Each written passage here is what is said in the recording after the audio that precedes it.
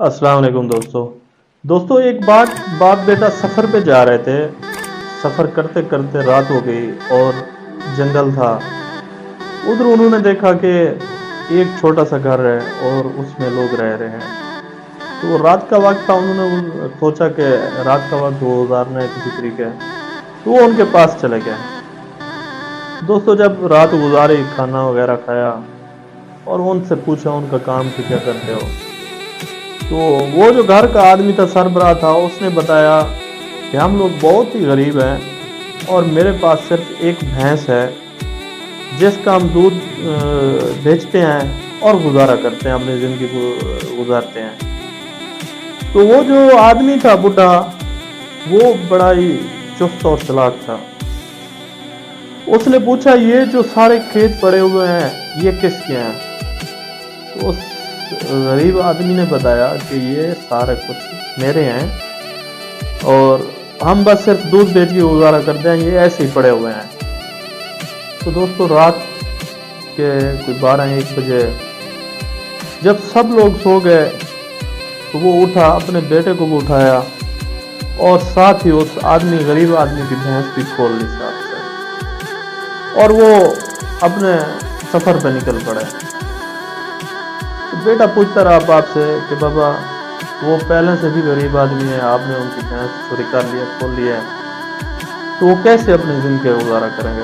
दोस्तों रास्ते में उन्होंने भैंस को पहाड़ से नीचे गिरा दिया और भैंस मर गई और वो अपने सफ़र पे चले गए। कुछ अर्से बाद, चंद सालों बाद, वो बूढ़ा आदमी तो खुद तो मर गया, लेकिन उसका बेटे का उधर से गुजर हुआ। तो उसने सोचा क्यों ना पता कर लूं कि वो जो गरीब आदमी थे वो किस हालत में जी रहे हैं। तो दोस्तों वो गया उनके घर, तो देखा जहाँ पे खाली खेत थे वहाँ पे बागात ही बागात थे और जो छोटा सा घर था वो बहुत बड़ा बन चुका था। तो वो हैरान और परेशान रह गया और गया उनके घर। तो वो आगे से आदमी मिला, उसने बताया कि मैं बहुत ही गरीब आदमी था, मेरी एक भैंस थी, मैं उस पर गुजारा कर रहा था, लेकिन एक रात एक आदमी आया था और वो मेरी भैंस ले गया। भला हो उसका, वो भैंस लेके गया तो मैंने खेती बाड़ी शुरू की, बागात लगाए। आज अल्हम्दुलिल्लाह मेरे बागात भी बहुत भरपूर फल दे रहे हैं और मेरा बहुत बड़ा घर है और मैं मेहनत कर रहा हूँ। अल्लाह पाक ने बहुत कुछ दिया हुआ है। भला वो उस आदमी का जिसने मेरी भैंस चोरी की और मैंने उसको छोड़ के खेती बाड़ी में तवज्जो दी और मैं आज कामयाब इंसान हूँ। तो दोस्तों ऐसे ही हमारे जो कुछ दोस्त हैं उनकी ज़िंदगी में भी ऐसी एक भैंस आई हुई है जो आगे कुछ भी नहीं करना चाहते, बस अपना गुजारा कर रहे हैं, बस दूध बेचा, बस गुजारा हो रहा है, खाना खा रहे हैं 2 टाइम का बस क्लास।